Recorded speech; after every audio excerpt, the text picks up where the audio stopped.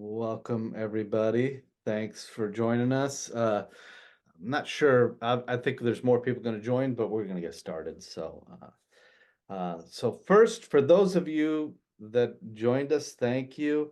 Uh, the announcement, I guess, for those of you that don't know, is that Greg passed away 2 weeks ago, or a week and a half ago, something like that. Uh, and I just want to take a moment basically and talk about his impact and what he brought to dentistry from my point of view. I hope that Dr. Peterson will uh, take a minute and talk about it as well. Yeah, a couple weeks ago, Greg, I, I think died of a heart attack. I guess it could have been a stroke. So uh, somewhat sudden. Very sad for me. I So this will be the first time I'm actually talking about it. It's been a real struggle for me, as Greg has meant a lot to me in my life, personally and professionally. As far as what I think he brought to dentistry, so first and foremost, if you guys all remember, Greg started off in conservative money management. For those of you that date back to the 80s and early 90s, that was the message. Just save your money, put it in a place that's conservative and don't lose your money. So this was back when bonds paid well. So this was uh, tax-free municipal bonds was the main message at that time, and um, and and he always did practice management, although that was the message that seemed to resonate with a lot of people at the time. And I guess behind it all was, hey, you're dentists, you're doctors, you make a lot of money. If you just save and don't do anything risky, it'll end up being okay. That was his message during that period. And and as he kind of got into practice management more, there's two things that I think that Greg brought to dentistry. There's this force in dentistry where he always said it this way. So there is you can design lures for fishermen that are designed to catch fishermen or catch fish. And in dentistry, there's a lot of lures out there that are set up to catch you guys, to kind of get you guys uh, to do things that I guess I would say that aren't sometimes aren't in the best interest of your practice. And a lot of it revolves around large cases. So over the years, there's been practice management organizations. There's been clinical organizations designed basically to get doctors to look at large quadrant dentistry, and that's all great.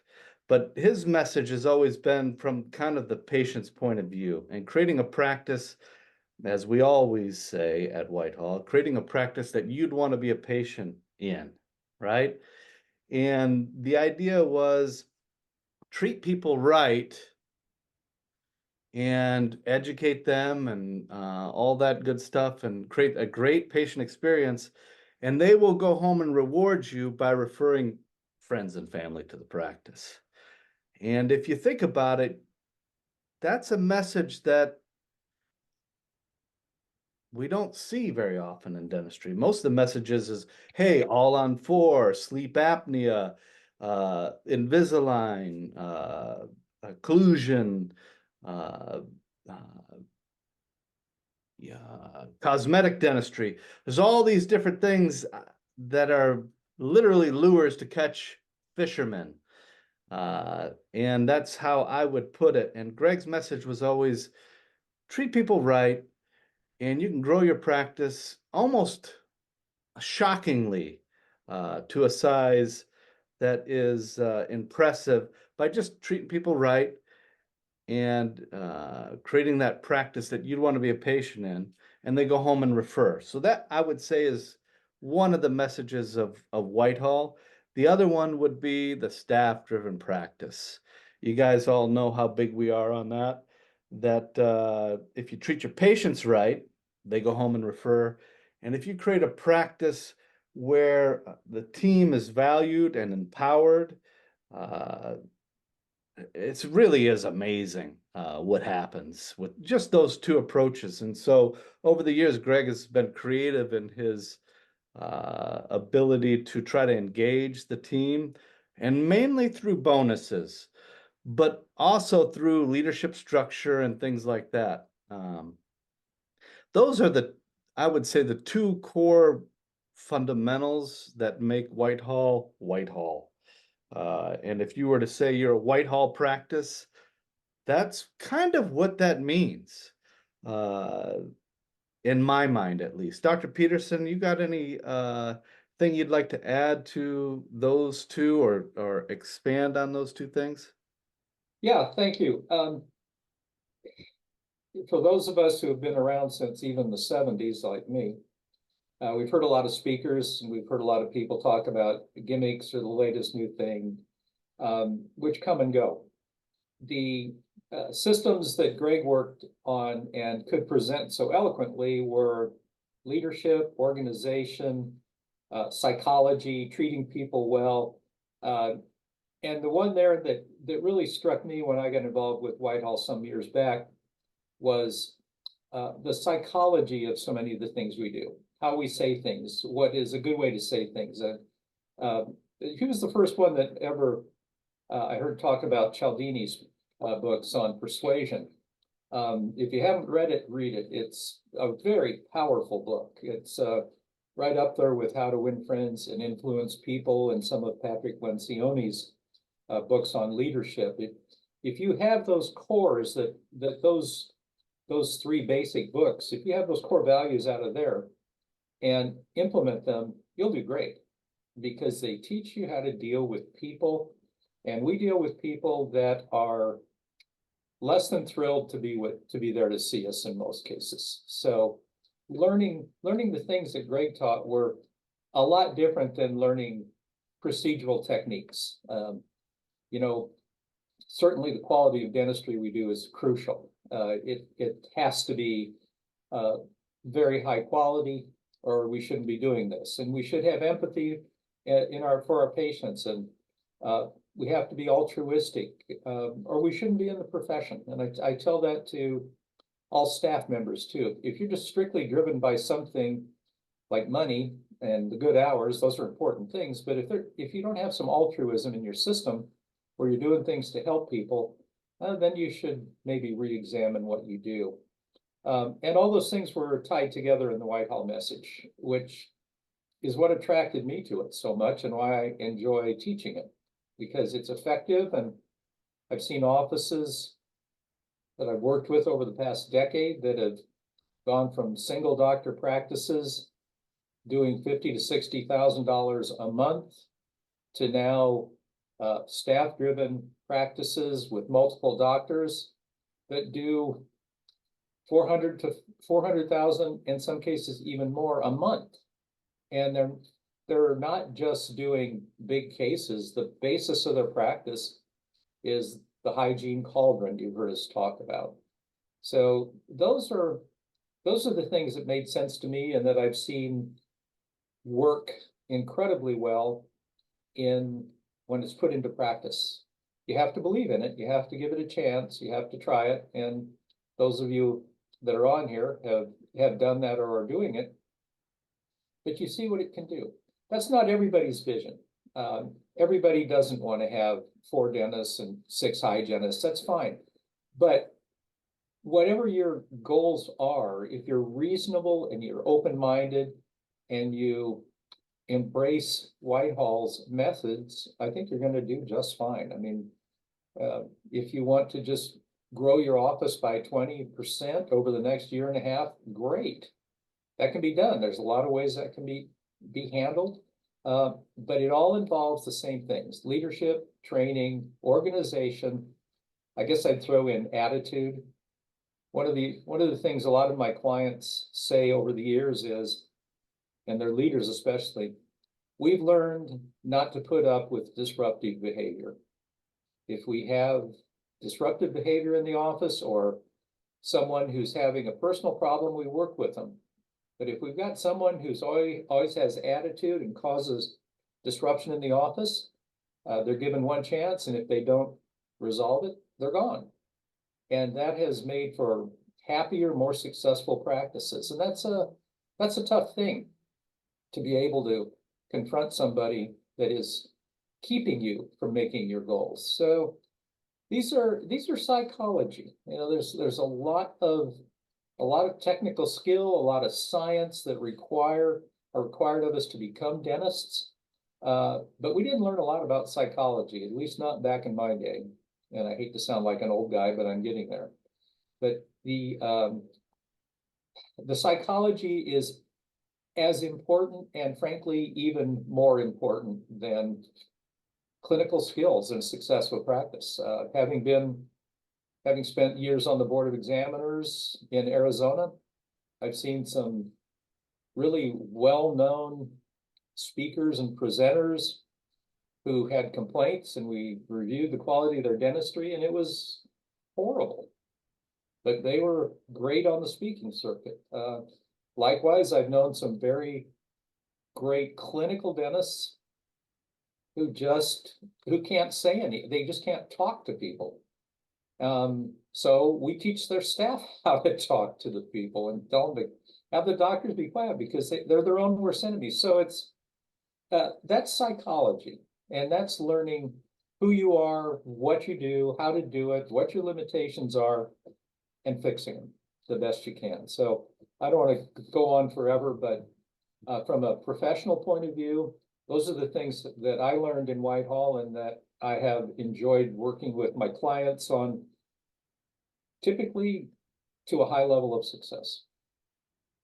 I would say one thing that, again, on Greg, that I remember, and it comes up in my feed some, where Steve Jobs will talk about, you know, why he made things, and he made things for himself. So literally, the products that he made was because he wanted it this way. And I feel like that was kind of Greg, definitely. He had uh, experiences in practice, and he designed it because that's how he would want it himself. And you've heard that term, if you've been around Whitehall a little bit, practicism versus that practicism is what we want. From the patient's point of view, creating a practice with consumerism, that's really what patients want. And a lot of the bent is literally towards practicism. We want to be open certain times. We want certain type of cases, certain types of patients. That's all practicism, and it's not consumerism. So anyway, yeah, we'll open it up a little bit later to talk about Greg a little bit, but we want to kind of get into the mastermind topic. The first one I want to hear from people on is troubles with finding and recruiting staff. That seems to be something that all of us are dealing with, and that all of us are struggling with. In other words, how do I find good people?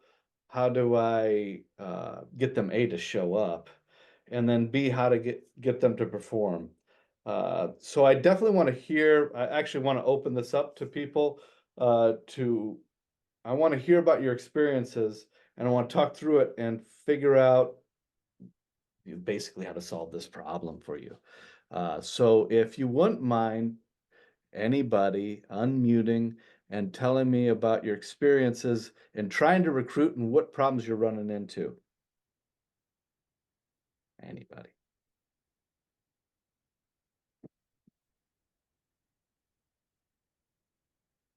You got to unmute. You can unmute yourself.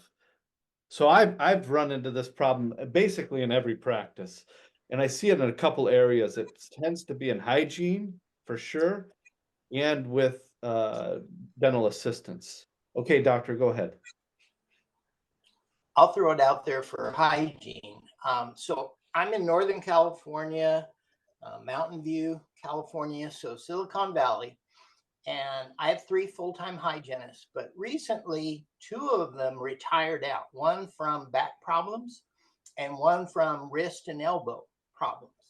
So we ran the ad and we pay $600 a day, which is $75 an hour. And that's, if you want to get one, that's what you run the ad and say that in it. And you guys have talked about that. Yeah. So, but what I found is, I know there's assisted hygiene and I know they could run 2 or 3 chairs, but we put in the ad 1 hour per patient.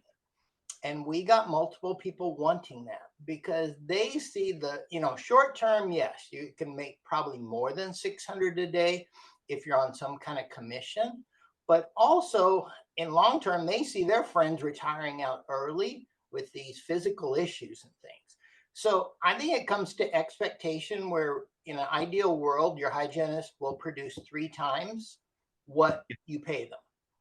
But if you lower your expectation to 2 to 2.5, you can still be happy and you can still make money, because I can't imagine my practice without hygienists. It just wouldn't function. And it wouldn't be, I have 2 full-time associates. And I do have to thank Greg for his course many years ago, Retire in Practice, because didn't know what that meant, but I followed it. And that's what I've done. So I just work mornings. I get in there, I start at 7, so I'm first one there. And everybody starts showing up by 8. But at 9 to 1, I see patients. So the first 2 hours is just do book work, stuff like that. So everybody goes to lunch at 1 o'clock. So do I, but I don't come back till the next day. So my retire in practice was just a work less plan.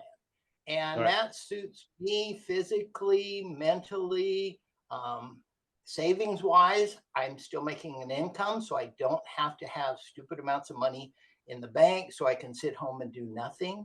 So between, the hygiene practice but I know the hygienist won't leave, because most practices now, they want them to run 2 chairs or 45 minutes, 50 minutes per patient.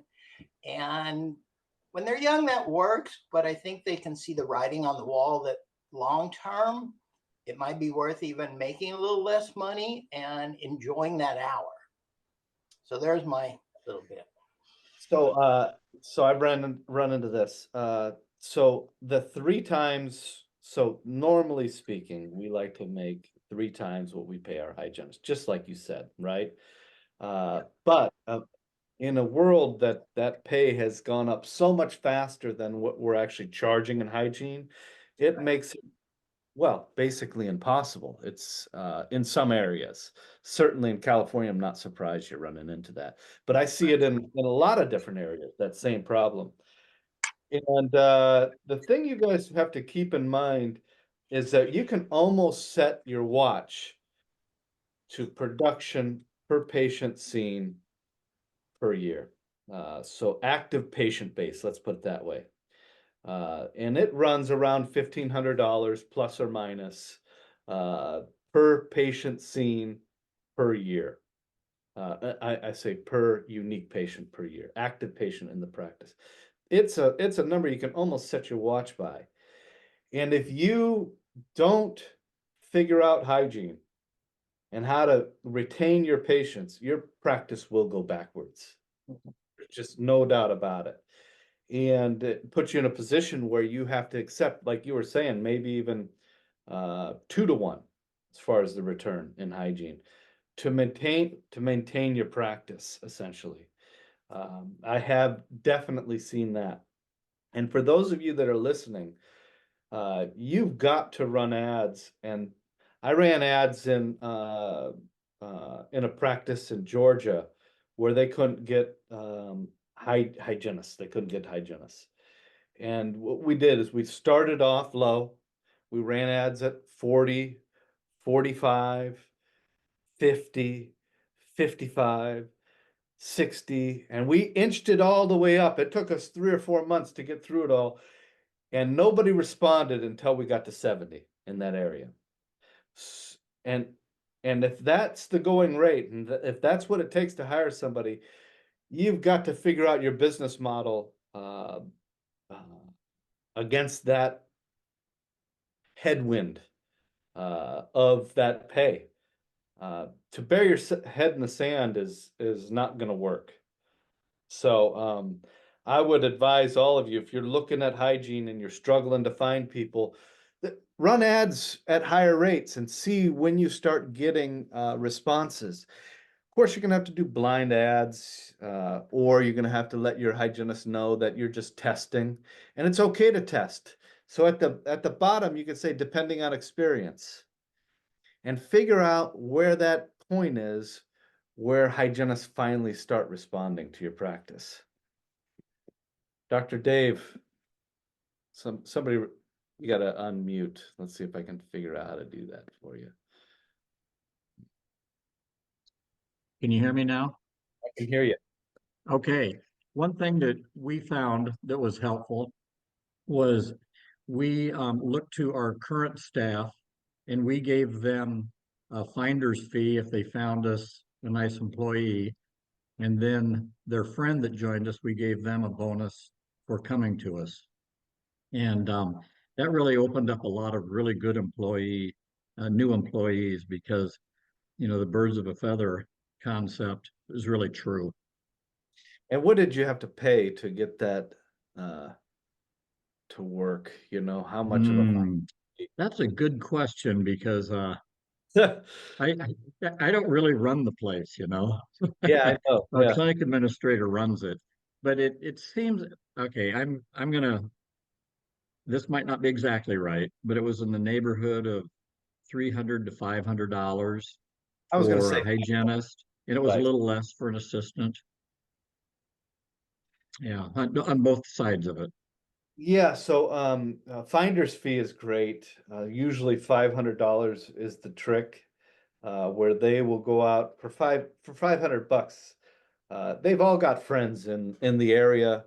So if you're talking to a hygienist and you need a hygienist, they all know a few in the area, and paying a finder's fee definitely helps. And then of course a sign-on bonus that you were talking about. Now I've seen sign-on bonuses range from just as little as 500 and hygienists up to 3,000 to sign on to the practice. Now, of course, you don't pay that out right away.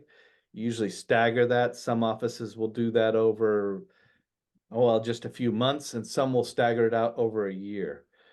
But if you remember anything from what I'm saying here, hygiene is your practice. Those patients, if they don't come in, you're going to lose your practice base. So you almost have to solve this at all cost for those of you out there. So number one, figure out where the market is. And it can be very difficult figuring out, when I say where the market is, the pay rate. And in some areas it moves up very, very quickly. And when I say quickly, it used to be where it would move up $1, $2. You could go years, a couple years, and hardly have to adjust anything. I've seen it jump $10 in 6 months. And if you're not aware of that, you're going to struggle. You're going to definitely struggle. What about in other departments, in the dental assisting realm? Has anybody struggled in the for dental assistants? Now, I've seen the same thing with dental assistants, where not quite as bad as hygiene, but it's a very similar problem, where the pay rate gets a lot higher than where you're at. And I've run into problems where everybody else is paid in the office $20 an hour, but the going rate out there in terms of getting resumes and recruiting good quality people is 25. And you're left with kind of a decision. Where do I raise people up and give them money that they're really, sometimes they're not even really asking for, so that eventually I can recruit somebody on the outside? That's a tough question because it's all based on how much demand is in the practice and how much you're actually losing by not having a dental assistant. And that's probably the answer, is figuring out. And so typically what we look at is how far out your book is. So if I'm a dentist in your office and I'm booked out 1 day, 2 days, and I start to have openings, and the team's always in a scramble to fill my schedule, that's not a good indication that I need to run out and fix my dental assisting problem. But when you start getting booked out a week to 2 weeks and it's consistent, that's when we look at potentially raising everybody else's pay up and then going out and really recruiting another dental assistant. So it really depends on your demand as far as how aggressive you need to be to solve these problems. And I will tell you, as much as you'll hear, and you've heard, if you've listened to me before on these, as much as you hear of everybody talking about this new generation, they want kumbaya, they want muffins on the break, they got all these different goofy ideas. That's not what I'm seeing. These people will jump ship for a couple dollars. They are so not loyal, it's almost a joke. And so I'm saying don't buy into that whole notion that these people are different in some way as far as what they want. What I'm seeing, these people are just as money motivated as anybody.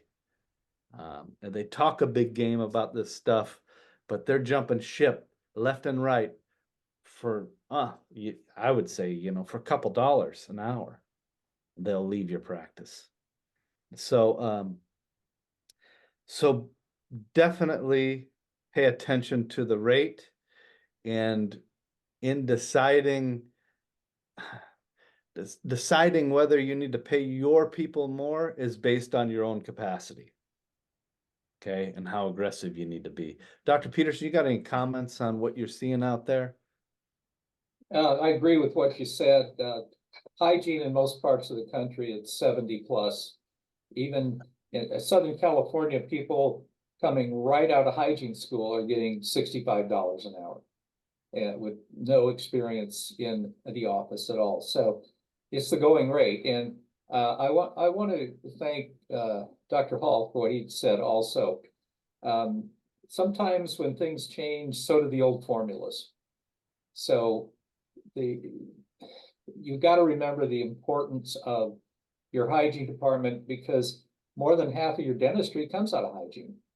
So if you want to make hygiene more productive, stress the value of their clinical patient assessment, their ability to identify issues and problems, to bring them to your attention, to discuss them with the patient, because they can make a huge increase in your productivity just by letting them do the things that in most cases they like to do and they want to do. They're certainly trained in it. I mean, I know hygienists are legally not allowed to do examinations in most states, although there's some talk of that changing on a national basis.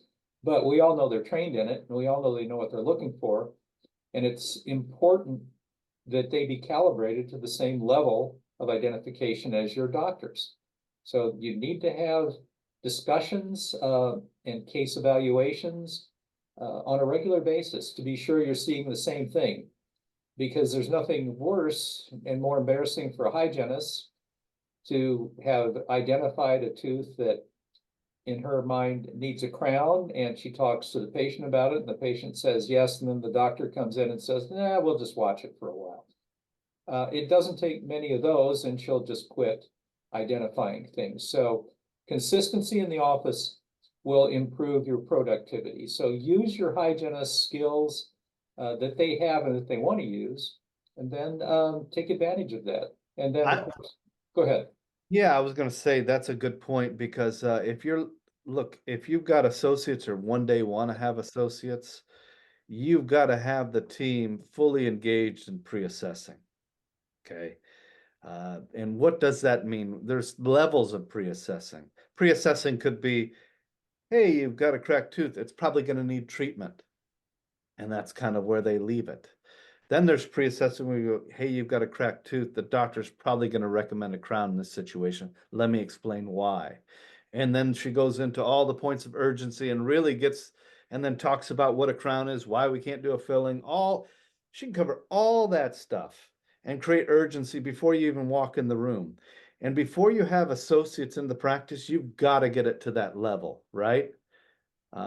Because if you're depending on associates to close cases and to, uh, you're going to run into problems. Okay, so you've got to get your team engaged in this process and helping, because if an associate is really good in this area, they won't be an associate very long. They figure out that they're the big shot, they're the reason why patients are doing things, and they'll want their own practice real quick. And So, if you're allowing the hygienist an hour, that's plenty of time for them to do this. oh yeah, it Plenty doesn't take of time. long. Now, here's the point I wanted to make, just off of what Dr. Peterson said. If they aren't confident in what you're going to recommend, they won't recommend anything. Remember what I said? They can take it on levels of what's probably going to be recommended. And I said, if they're really confident, they'll lean into it. They'll say, yeah, you know, when I see this, the doctor's going to probably recommend this. You're going to need a crown. Here's the reasons why. And if he says that, you're going to need to act, blah, blah, blah. But if you come in there and like Dr. Peterson said, hey, we'll watch this. You do that a few times, and that'll be the end of pre-assessing in your office. So I would go home and make sure you talk to everybody in the office, especially anybody sees new patients. So if it's an assistant or the hygienist, the hygiene team, is how confident are you in how I'm gonna treatment plan? And if they give you the I don't know, that's a bad sign. And that means that you need to spend time covering treatment plans with them, having lunch and learns and talking about how you see dentistry and get them on the same page as you. Because one of the number one reasons why people buy dentistry is trust. They got to trust you, right? They got to trust the office. And one component in trust is confidence. And people that are not confident and they're pulling their words, they're changing their word structure to sound not confident, using ands and ums and uhs and does in their speech. It does not sound confident, which erodes trust. And your hygienist or your assistant could be doing that if they're not quite on the same page as you with how you treatment plan. And how big of a deal is this? With owner doctors, it tends not to be as big of a deal, but as you bring on associates, it is the big deal. It's like the number one thing that holds practices back in getting associates up and producing, is getting the team involved and their commitment. So I would definitely go back to your team and ask them, how confident are you in how I'm going to treatment plan? And if you got associates, say the same thing about them. Okay, so great point there, Doctor. Anybody else want to comment on this before we move on to the next topic? I'll go back to going into hygiene. I don't really have them talk to the patient about whether it's a crown or a filling, but they can point out there's some couple dark spots on the x-rays that, or there's a part of a tooth missing on the lower left, so they'll tell me they'll point out the problems and then I'll figure out the solution. So they don't tell me a tooth needs a crown, it needs a filling, but they'll say, on the x-ray, there's something going on this one. And the patient seeing that pointed out, And then I'll come in and go, yeah, there's something there. So let's lean you back and let's see what's going on. And then I'll figure out, is it a crown? Is it a filling? So then we don't ever have to backtrack. And sometimes I'll tell them, oh, that's just an old filling that doesn't show up on the x-ray. So yeah, you get fooled by those. But yeah, so I don't really have them talk about the solution, more about the problem. Okay, so that's usually fine for owners. Like I said, your communication skills get developed. You get a Right. payroll and you start to figure out how to get people to say yes.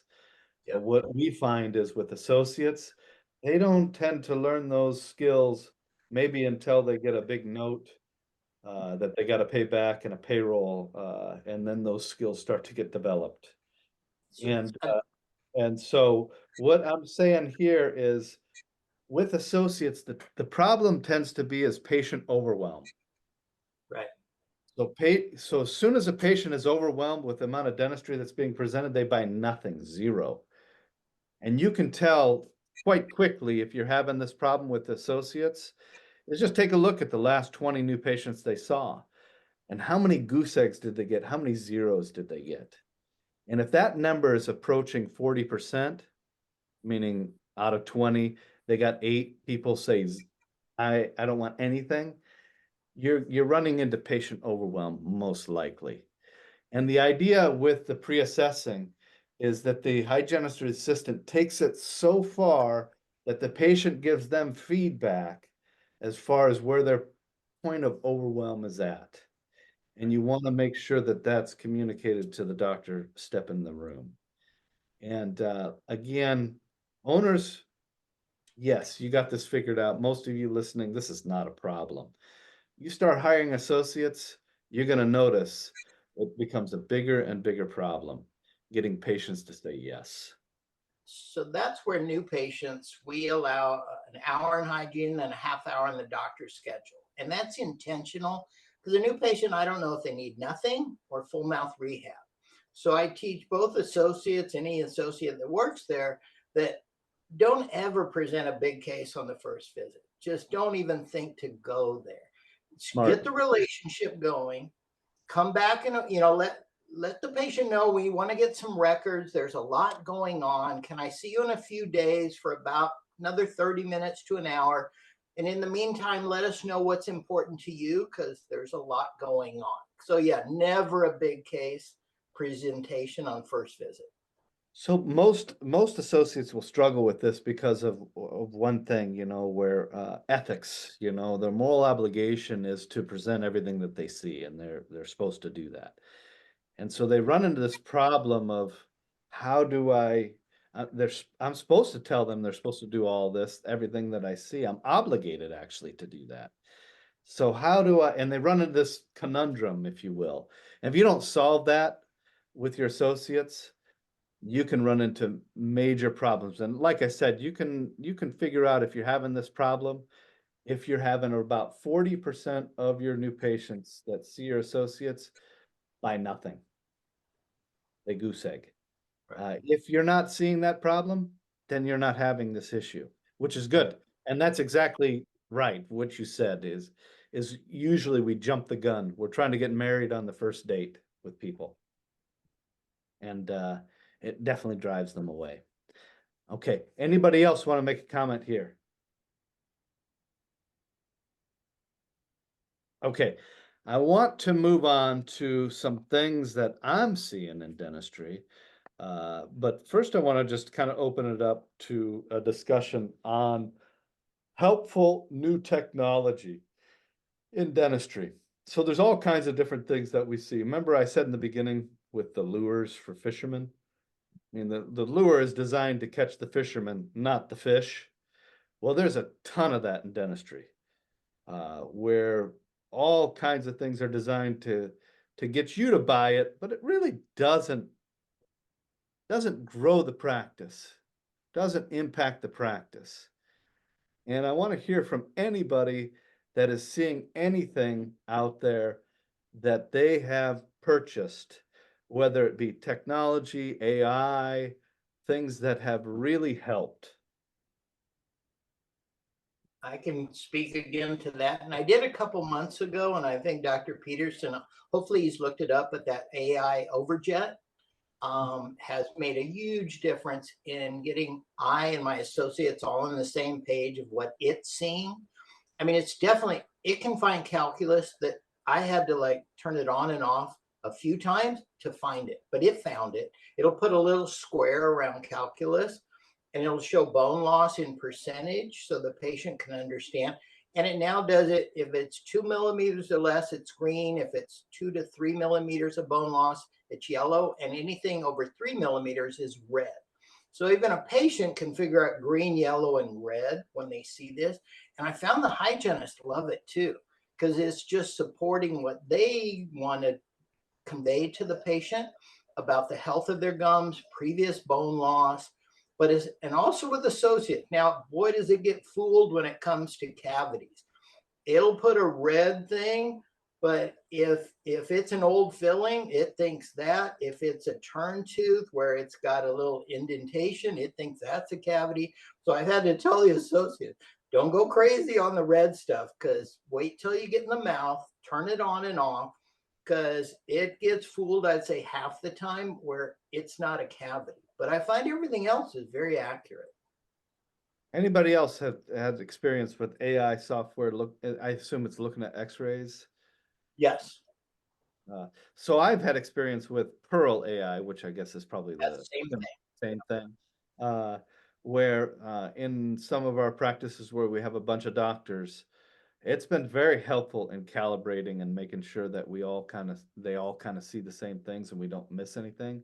And some of the owner doctors that see it, yeah, they'll be like, yeah, I would have missed it if I didn't have that software in there and running.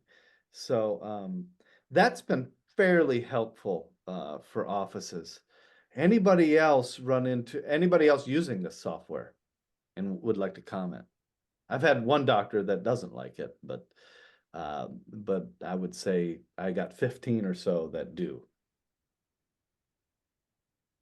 and do like it. So 1 for 15 is pretty good.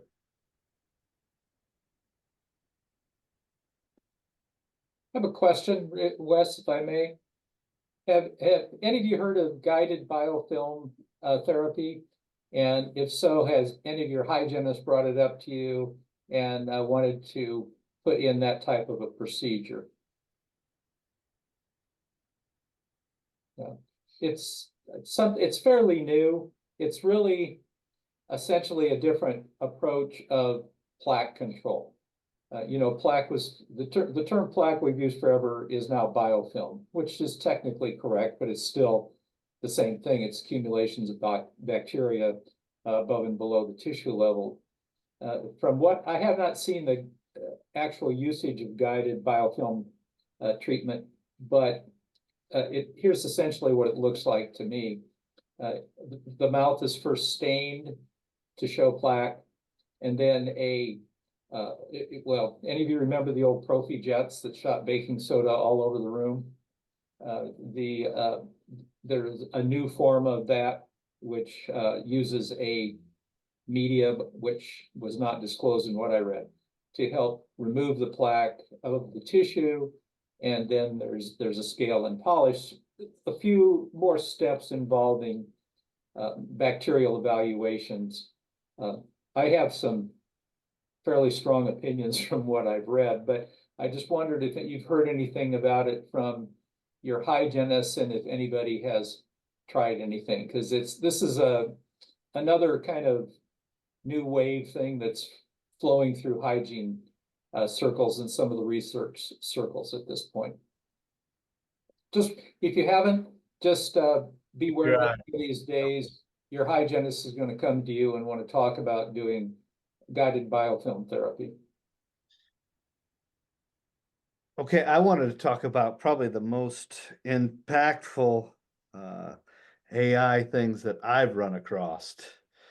And this has been eye-opening. So about a year ago, I had some offices start implementing AI software that listened to phone calls.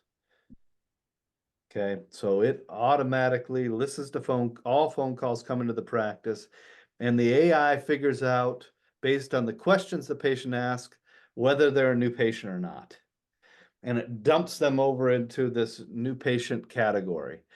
And then it can tell which team member answered the phone based on the pitch of their voice. And obviously, they can detect who's actually speaking on the phone.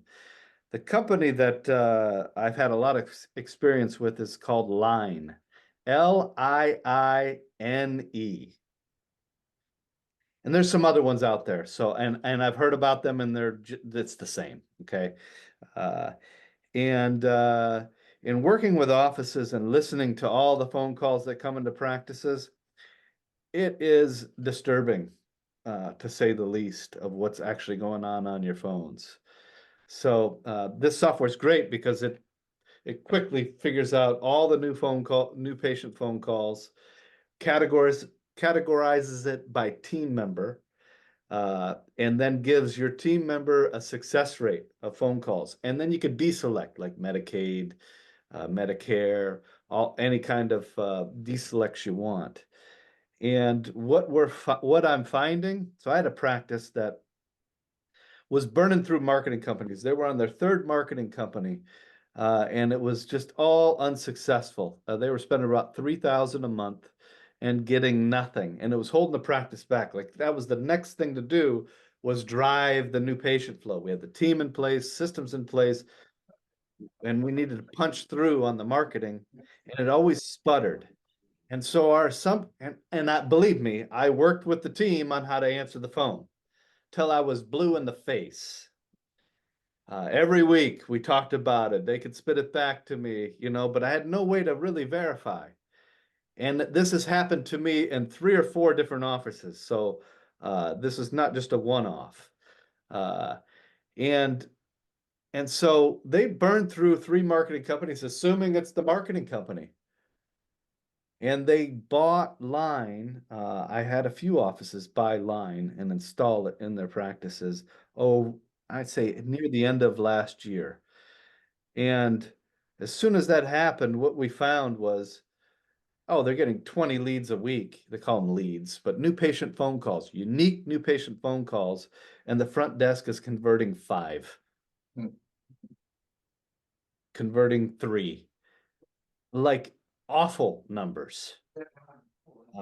And so bad that I learned in listening to how they answered the phone a lot of different things. One is they don't listen to a word I say. That's number one. I can say it to them, they can repeat it back to me, but as soon as it's a live fire action, they just revert back to I don't know what, and the other thing that I learned is their own smoothness and confidence on the phone is very lacking, especially with anybody that's newer in the practice, on how to answer questions about, do you take this insurance? How much is this? How much is that? They'll stammer and stutter through it so badly that it's sad, really. And then they almost always forget to do that dual alternative close. Does everybody know what the dual alternative close is? Everybody should. Tell me you know what the dual alternative close is. Okay, you answer their question and you slip into the dual alternative close. Do you take this insurance? Yes, we bill all major insurance plans and we will maximize your benefit. Although we're not in network, we have a lot of patients with that exact same plan, and they choose to come here because the service and quality we provide is worth that extra few dollars it costs to come here. What works best for you, mornings or afternoons? If you don't say it that way, with that smoothness, you don't get the results. And if you leave any pause at the end of it, where you say, and you kind of, and we have a lot of patients that come here and they choose to come here because the quality and service we provide is worth it. And you pause. The patient's going to lead in, oh, so you don't take my insurance. You don't, If you don't just drive right into the dual alternative close, you don't get the results. And I would highly suggest anybody out there that's spending $2,000 to $3,000 or more in marketing, look into this software. It costs about $300 a month, depending on the call volume that you have. It is so worth it. It's unbelievable. And the amount of, it can track how many times your team doesn't answer the phone. I had one office that, just flat doesn't answer the phone 30% of the time and lets it roll over. All this stuff, you have no idea. And I don't have an idea. I mean, I go in and talk to the team and they'll just say, oh yeah, we're doing that. That's my favorite. We're doing that. We say that. We're doing that. Oh, we answer the phone. It never rolls over. It is shocking how bad it is. And the whole goal here, and I've seen it in large practices that get large volumes of phone calls. You can convert 85 to 90% of all phone calls to the practice, excluding Medicare. You can get that high. When you start off and you put this on, if you're doing marketing and you've never done this before, I wouldn't be surprised if it's 50%. Now, I say this because you realize how nuanced it is on how to get a patient through the door. Like I said, if you don't do it just right, the results are negative. Same thing happens with case presentation. The same thing happens with hygienists presenting scalings. You miss it by just this much and the results aren't there. It's that narrow. So of those of you that have a decent sized practice, the first thing I would do is get off this phone and start researching that. It's been that good. It's freed practices that were stuck, couldn't get the new patient flow up, and were burning through marketing companies, always blaming them. And lo and behold, it was the office the whole time. And it's been that big of a deal that I think that anybody that's spending any money at all should use it.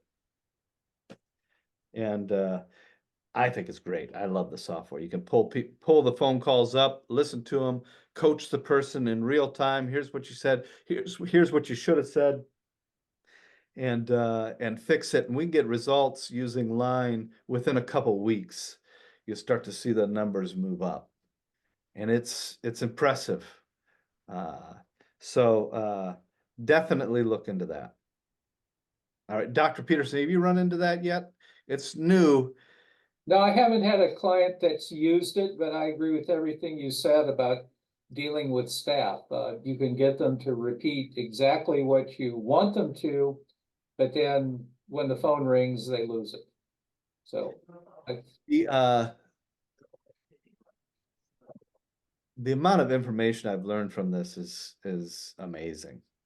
I wish I had something similar for doctors' case presentations, because believe me, it's probably just as narrow with the success rate. But anyways, yeah. So anybody doing marketing should definitely look into that. Okay. And then the last thing I wanted to talk about is being in or out of network.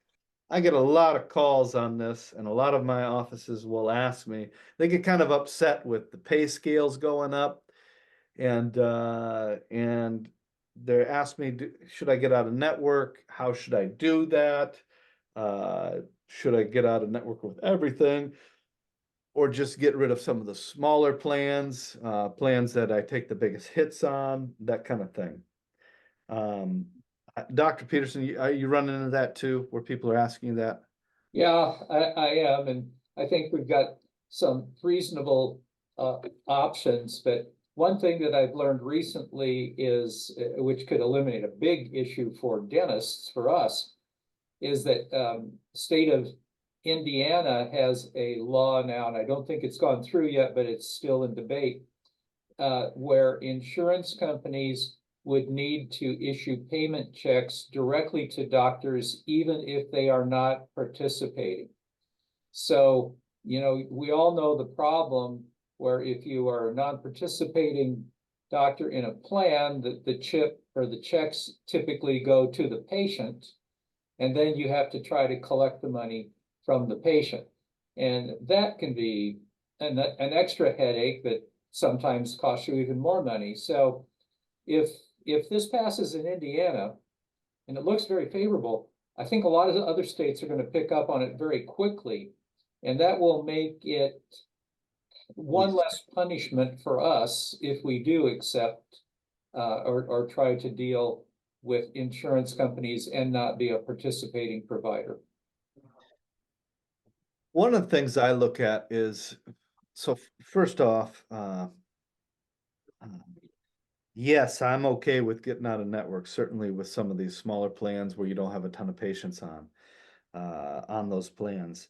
Getting out completely, tough if you want to be a growing, thriving practice.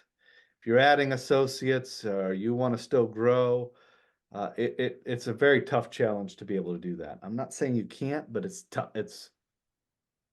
I can count on my hands how many times I've actually seen it recently. In most scenarios, what I do see is picking out a few small plans where you're taking steep discounts on and getting rid of those so that the backfill of your other patients fill in those spots, which means you have to have demand. You have to have excess demand. The practice has to be busting at the seams. In that scenario, what you want to do is look at hygiene. How far is hygiene booked out? When you're looking at getting out of insurance, that's your leading indicator, is how far hygiene is booked out. The statistics on it is you're going to lose roughly half of those patients that you get out of the plan with in 1 year. So if you take XYZ plan and it has 200 patients on it, figure you're going to lose 100 of them within the year. Now, how are you going to replace them, essentially? If you're writing off 30% of your fee, well, you don't have to replace them completely, but you're still going to have to replace quite a few of them. And so that's kind of how we look at it. And so we look at the demand of the practice. And so you look at hygiene. How booked out is hygiene to determine whether it's safe to get out of network or not? And we look at one plan at a time. So we look at around 100 to 200 100 to 200 patients on a plan, and we get out and we track what happens to those patients that were coming in the next 60 days. So you might have so that'd be 2/3. So you'd have about 30% of those patients coming in within 60 days. So that might be 50 or 60 coming in, and you want to see how many of them keep their appointments, and then you also want to look at their case acceptance. So how much dentistry was found and how much dentistry was accepted. Remember, on existing patients, it needs to be around 80-90% case acceptance. And so you look at those factors to decide, can we move forward to get out of network with more insurances? And it can tell you how aggressive you can be. And you're looking for the practice for hygiene to be booked out at least 3 weeks, somewhere in that neighborhood, where hygiene is fairly full, where it's tough to find a spot for 3 weeks, excluding the day of, because a lot of you have poor hygiene coordination, and that's a topic for a different time, where the hygiene falls apart day of. I get that, but that's a separate problem than how far it's booked out. Okay, so don't confuse the two. So, Dr. Peterson, what else have you learned about getting out of network? Do's and don'ts, things you worry about.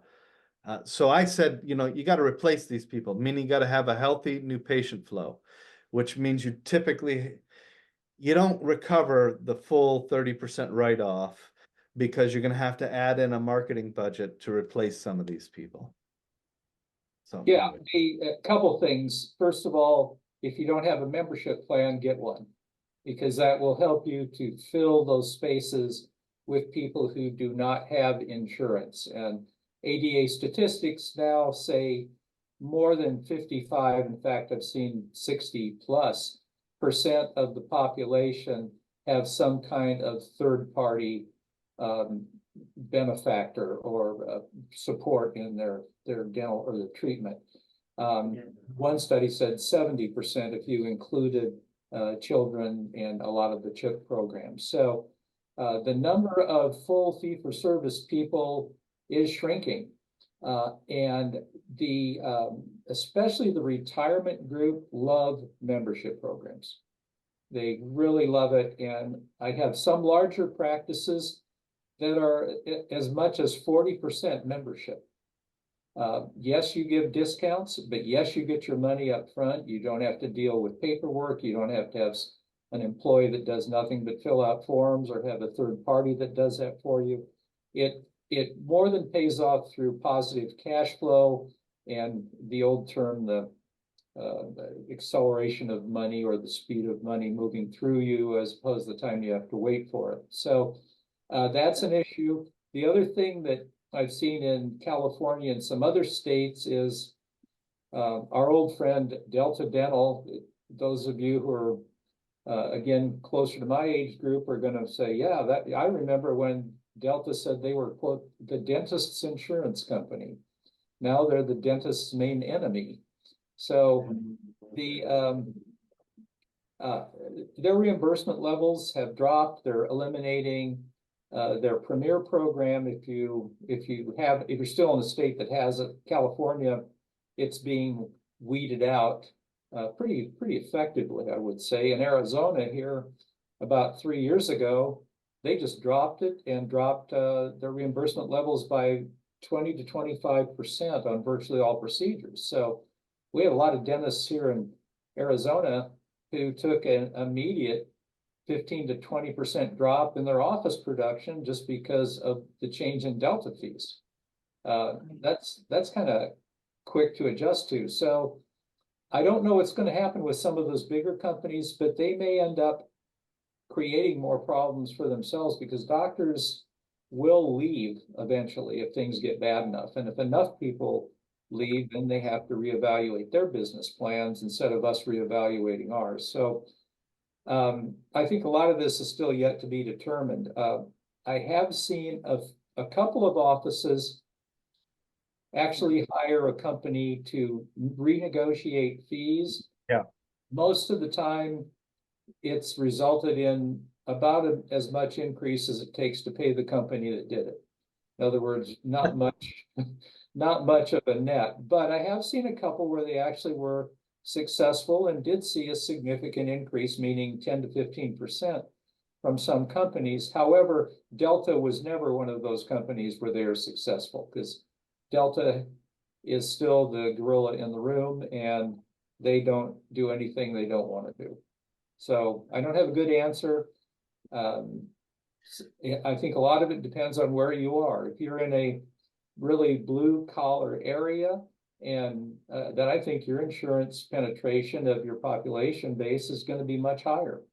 If you're in a highly wealthy area, there's going to be less insurance and more people that are paying for their fees. But again, marketing to those people is extremely difficult, if not impossible. We've seen people spend a whole lot of money trying to market to wealthy areas and they get zero response because those folks talk to their friends, talk to the people in their clubs, other social circles. That's how referrals are done in those venues. So I don't have a good answer to what I'm saying. There's a lot of things that come into individual decisions based on what you're seeing, but I think what you outlined, Wes, was good. Identify a couple of them, what effect that has. I would tread lightly here. So if you're getting mad, about the reimbursement. I get it. And I've led a lot of doctors, I wouldn't say out of network completely. I've had a few, but where they've dumped some of the other plans, but it's not easy. And you have to recuperate the patients in a different way through different means, like I said, through marketing, and you have to retain those patients. So a lot of offices, remember what I said about the phones. You get 100 phone calls and your team botches half of them, so only 50 come through the door. And then the case acceptance is in a lot of offices only 30-40%. And you're down to only retaining such a minute percent of the patients that originally started off to your practice, that until you fix that, you don't want to go down this rabbit hole. There's a lot to fix first, let me put it that way. Most offices really struggle with retention. It was one of the topics that we won't get to here, but retention in practices, you're lucky to retain a new patient after 1 year in hygiene above 50%. Most of you are well below that. I have offices where it's 0. So all you got to do is look at new patients seen a year ago and see if they're on the book in hygiene. And that'll tell you what your retention rate is. And most of the offices, it's the thing to work on. Let's put it that way. And before you get out of network, you've got to focus on that. That number has to be right around 60%. You'll struggle. It's very difficult to get it above 60%. All right. Anybody want to make a comment before we let you guys go?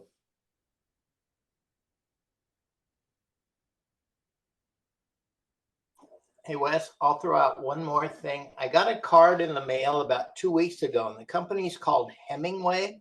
Never Okay. heard of them. But what they do is they go into your software, whether it's EagleSoft or Henry Schein stuff, but it looks for openings in the schedule, and then it looks for people who are past due, and it will send texts to those people. And finally, when it fills it, then it moves on to something else. So we're investigating it because I've got a person that's their full-time job is hygiene.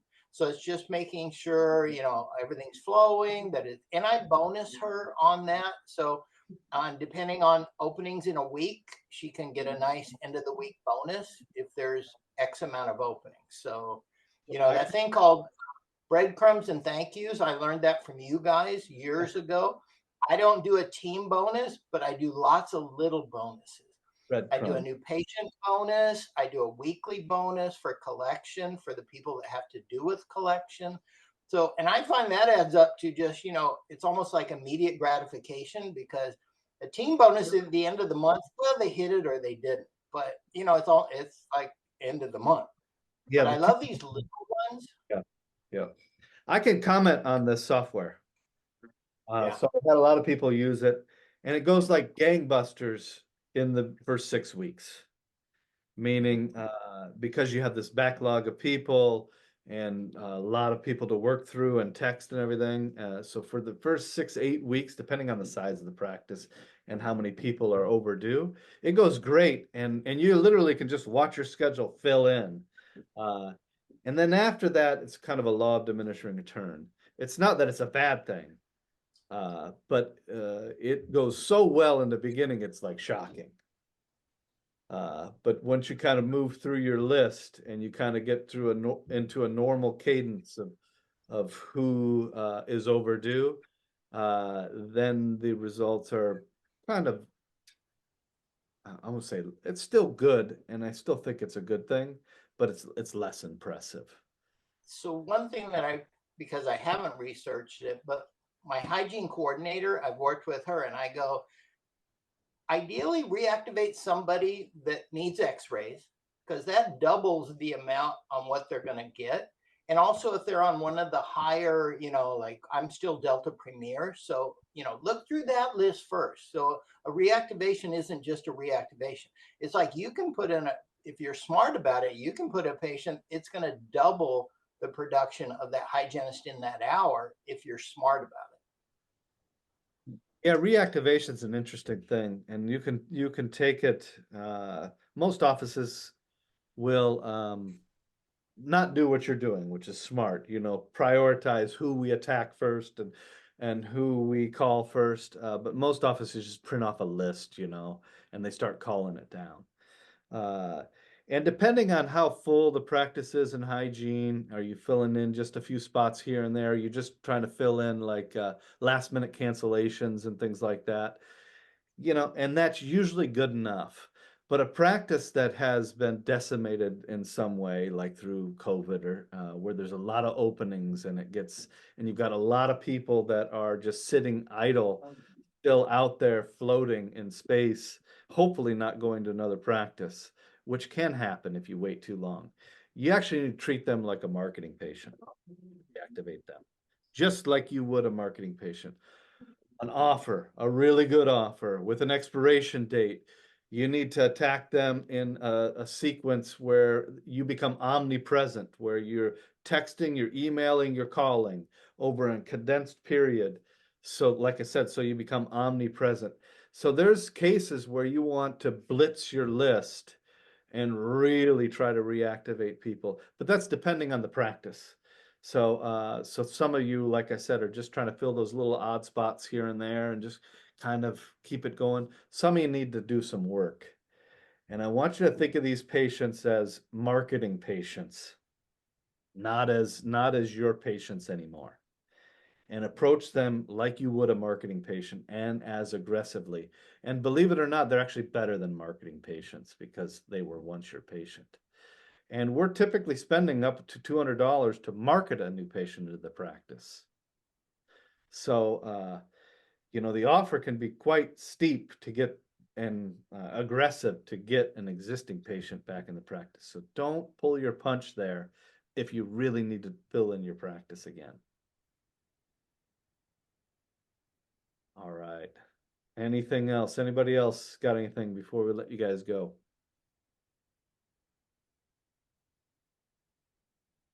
All right. Thank you. Thanks for being with us. If you guys have any questions or things you guys need help with, you contact Lori here. She is on the screen. She's waving. You contact Lori at Whitehall. That's what we do. And we will try to help you through these issues, these and many more. So thanks for joining us.